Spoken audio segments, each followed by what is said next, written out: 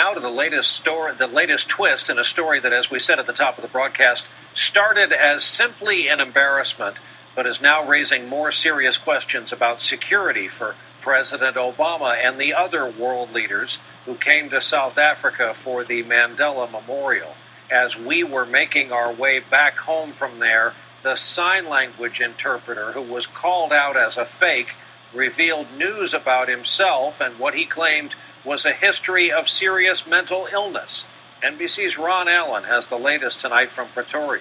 Very much difficult position. Today, Tanzanquat Genti went public, trying to explain his questionable performance at the Mandela Memorial, just steps away from President Obama and other leaders. He claimed to be under a medication for schizophrenia, and says he suffered a breakdown on stage.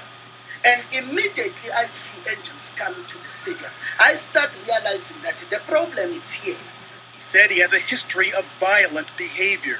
Sometimes I will react violent on that place. Sometimes I will see like things like chase me. Stunning revelations by a man already accused of being a fraud. It's frightening that an individual that maybe is having significant mental issues was allowed to stand next to the president and other dignitaries. It's amazing and very frightening. All this just part of larger security concerns at the Mandela Memorial. A senior administration official tells NBC News the Secret Service was very concerned security was more disorganized and haphazard than expected for the hastily arranged tribute. The president's security detail was doubled, but for a time even his motorcade was stuck in traffic. At the stadium, metal detectors and other screenings seemed to be non-existent.